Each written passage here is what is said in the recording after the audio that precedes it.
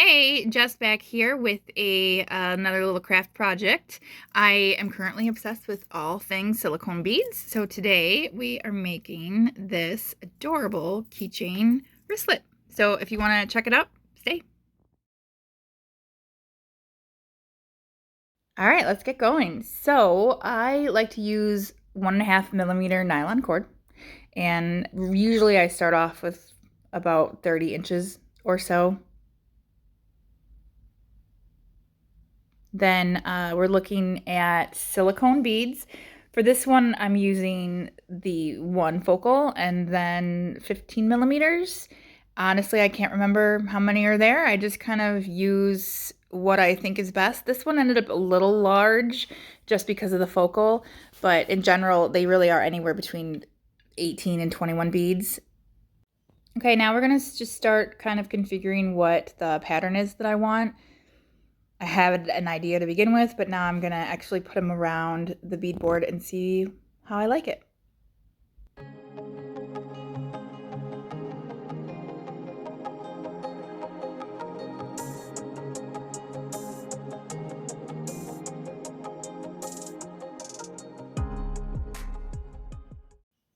All right, so now I'm gonna use a beading tool, not because I have to, because I am only using 1.5 millimeter cord, so they could go through these holes perfectly fine, but I find this to be slightly faster, so it is what it is.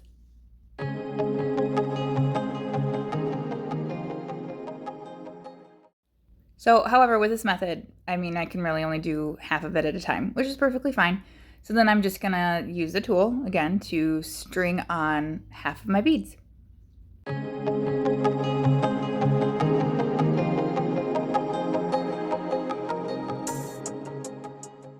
But really, there's something just so satisfying about being able to put all of these beads on the string at one time. Now we're just gonna do the same with the other half.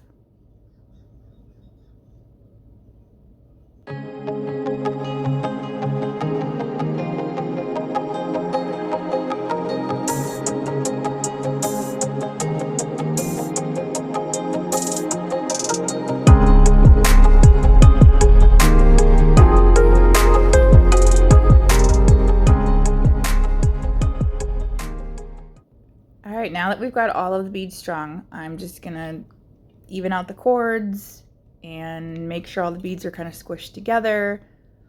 You'll see me putting it on my wrist just to double check size.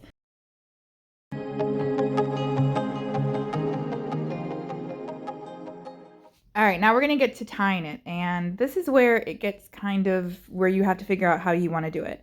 I've taken a lot of time, learned from a lot of different people, kind of decided on a different variation of a little bit of all of them. Basically, I'm gonna start with a surgeon's knot, which is simply wrapping the cord around itself twice before you tie it.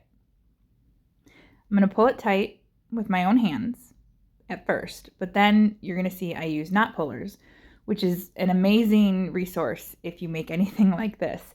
You simply wrap the cord around the two pieces of wood that have the notch in it, and then you use those to pull it that much tighter. I've used my hands, I've used pliers, all kinds of things. These hands down are the best. And as you can see, it just makes it that much tighter and it really squishes those beads together.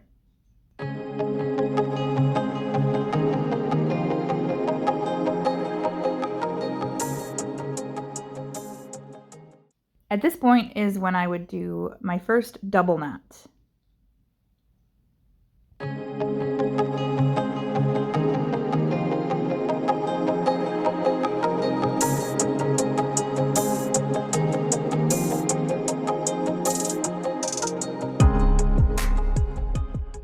And then again, just to make sure that even that is as tight as it can be, I'm going to use the knot pullers one more time.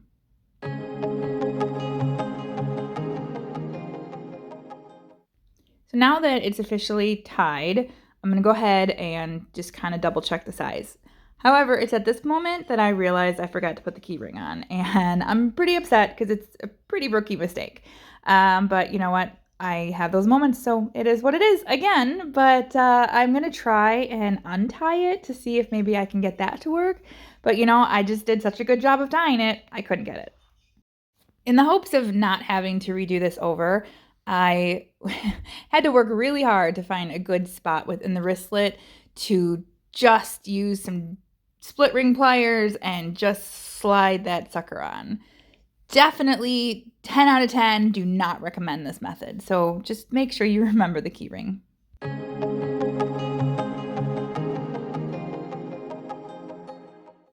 All right, so now that I'm done stringing that on, we can get back to tying because that in itself can be somewhat of a process. And again, like I said, you got to find your own method.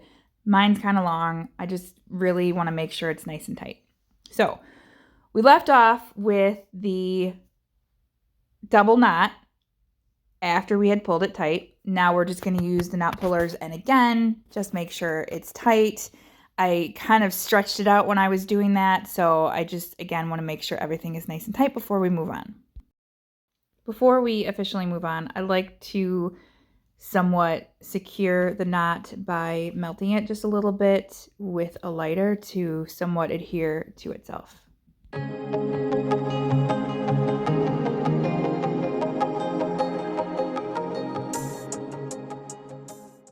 All right, so now I'm going to string both ends of the cord through a couple beads by using my tool again. I'm going to take the tool and I'm going to put it through two of the beads so I can grab a hold of both ends and then pull them back through.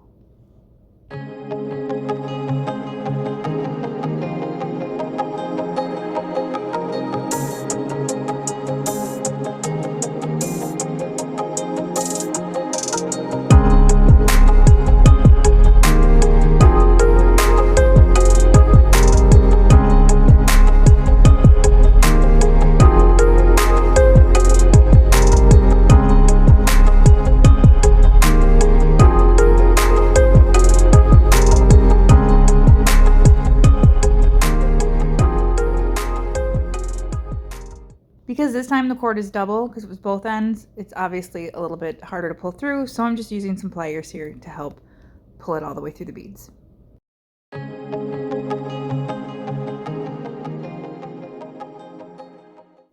Once I get it out, I'm going to make sure that it's tight again just by pulling with my hand, but then also you're going to see I use the knot pullers again.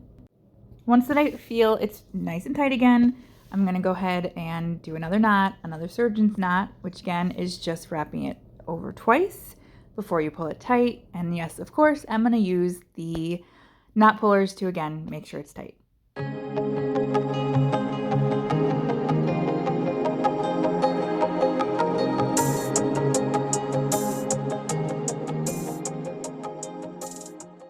All right, so now we're going to do that whole step all over again.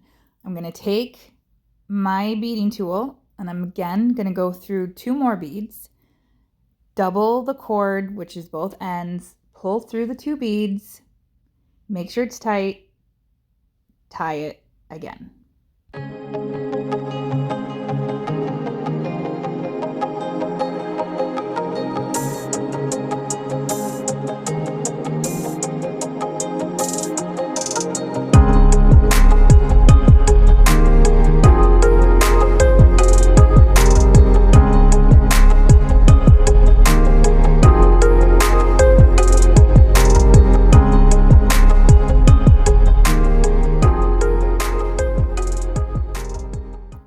Now this is where it really depends on personal preference if you're going to keep going or not. In this particular one I did. Sometimes I do, sometimes I don't. It really just kind of depends on how I'm feeling, how tight I want it, whatever the case may be is. I probably on average do it at least 3 times, but it really just depends. But yes, third time's a charm. Again, going through the 2 beads with the 2 ends, making it tight. Tying a knot, making it tight. You know, rinse, lather, repeat, basically.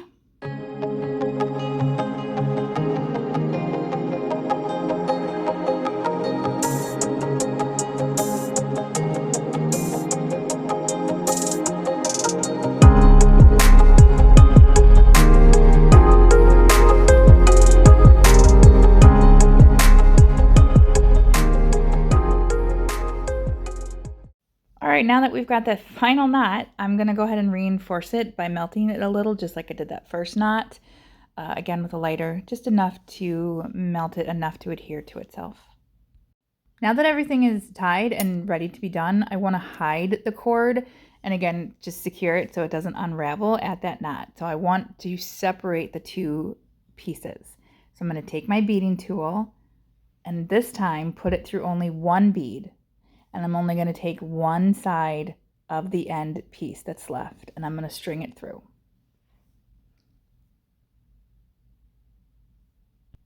And then I'm going to do the same thing on the other side. So basically, now you're going to have those two end pieces kind of split, one going one way, one going the other way.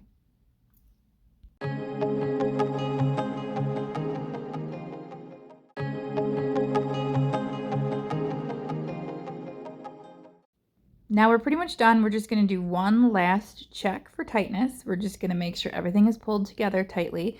And then we're going to go ahead and cut off each end of the string as close to the beads as we can get them.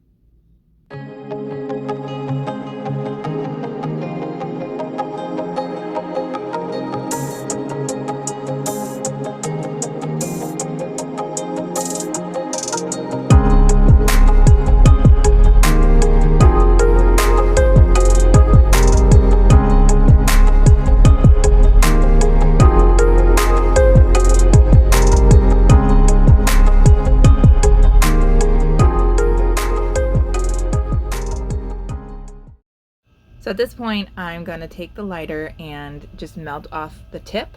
So it's going to reinforce it again, kind of melt it to itself and be able to harden to the point where I can shove it under the bead to hide it. And then we do the exact same thing on the other side. Again, cut it as close to the bead as possible, melt off the tip so it adheres to itself, and then hide it under the bead.